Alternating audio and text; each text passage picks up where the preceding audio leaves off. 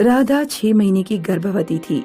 उसका पति काम से दिन भर घर के बाहर रहता था और सास भी एक बुढ़ी औरत थी। घर का सारा काम राधा करती थी। धीरे धीरे सारा सामान जमा करना पड़ेगा सुनील, कुछ नए बर्तन भी चाहिए। हाँ, कपड़े मैं कुछ दिनों में ला दूंगा, बर्तन तुम यहीं आसपास से ले लेना। हाँ, आज बाजार जाके एक पतीला ले आती हूँ, बच्चे के लिए दूध गर्म करने के काम आएगा। भैया सही दाम लगाओ, हमेशा यहीं से तो लेती हूँ। इतने कम पैसे में तो आपको सेकेंड हैंड बर्तन ही मिल सकते हैं। हाँ तो सेकंड हैंड दे दो, वैसे भी 2-3 बर्तन खरीदने हैं।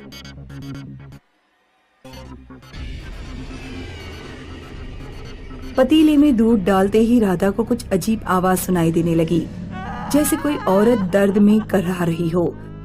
वो अपनी सास को भी पूछती है कि उन्हें कोई आवाज सुनाई दे रही है कि नहीं, और सास कहती है नहीं। उस रात वो सुनील से बात कर रही है। माँ जी के कान ठीक करवाने का समय आ गया है।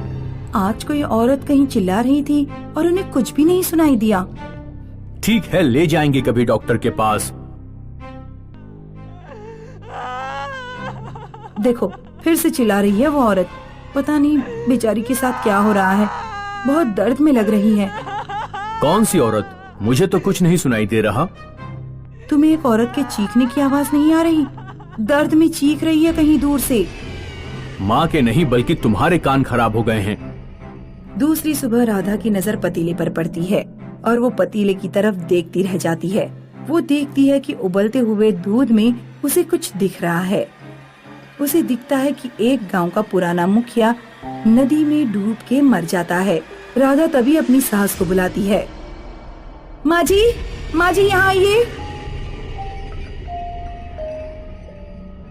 माँ जी, आपको इस दूध में कुछ दिख रहा है? नहीं राधा, मुझे तो कुछ नहीं दिख रहा। माँ जी, जब से ये पतीला घर में आया ना, तब से मुझे अजीब चीजें सुनाई दे रही हैं, अजीब चीजें दिखाई दे रही हैं। मुझे तो ना कुछ सुनाई दे रहा है, ना कुछ दिखाई दे रहा है।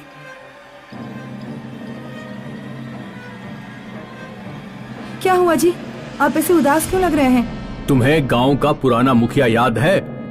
हाँ याद है, बिल्कुल याद है। उसे कुछ हो गया क्या? हाँ, वो पानी में डूबकर मर गया आज। क्या हो गया राधा, तुम रोने क्यों लग गई? राधा दूसरे दिन फिर से दूध उबाल रही होती है और फिर से उस लड़की के चीखने की आवाज आती है। वो बेबस होकर उस पतीले को गैस से उतारती है। उसे पतीला उतारते वक्त दूध में दयानाथ के नौजवान बेटे दीपक की पेड़ से गिर के मौत होते हुए दिखाई देती है। राधा घबराकर उस व्यापारी के पास जाती है जहाँ से उसने ये पतीला खरीदा था। भैया, वो पतीला जो मैंने आपसे खरीदा था, उसमें मुझे अजीब चीजें दिखाई और सुनाई दे रही हैं। क्या आपको भी? उस पतीले के मालिक ने इसी वजह से उसे बेच दिया था। मुझे लगता है उस पतीले में कोई बुरा साया है। वो सारे बर्तन मैंने दयानाथ के घर से लिए थे, उसके बहू के घर से आए थे ये सब। उसकी बहू को दहेज के चक्कर में आग लगाकर मार डाला दयानाथ और उसके बेटे ने। जरूर उसी लड़की की आत्मा होगी इस पतीले में।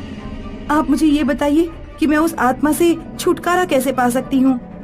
अब तो दयानाथ और उसके बेटे मर गए, तो शायद उस आत्मा को मुक्ति मिल गई हो। दयानाथ का बेटा भी मर गया? ये कब हुआ? अभी आपके यहाँ आने से पहले वो पेड़ से गिरकर मर गया। मैं इस पतीले को अपने घर में नहीं रख सकती।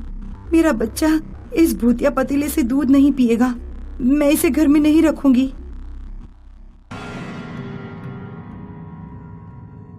दीदी, क्या हो गया? अपने आप क्या बातें कर रही हो? ओह रीमा, मैं तो भूल ही गई कि तुम आज आने वाली थी। अच्छा, अपनी बहन के बारे में ही भूल गई। क्या बताऊं रीमा, घर के काम में ना इतनी व्यस्त हो जाती हूँ कि। अच्छा रीमा, एक काम कर, ये पतीला तू ले जा। तू बोलती थी ना तेरे पास अच्छा पतीला नहीं है, तो ये अपनी बहन का तोहफा समझ कर रख ले। बड़ी मेहरबान हो रही हो दीदी आप। ठीक है, दे दो, चलो, दिखने में तो अच्छा ही लग रहा है। रीमा पतीला लेके अपने घर चली जाती है। रीमा जब दूध गर्म कर रही होती है, उसे भी उस लड़की की दर्द भरी आवाज सुनाई देती है।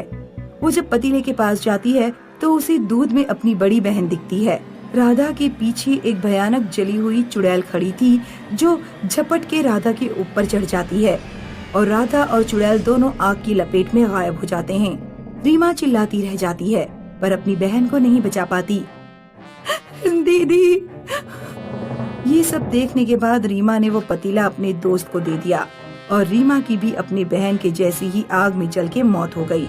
उस दिन से जिसने भी उस पतीले को किसी और को दे दिया, वो आग की लपटों में जलकर मर गया।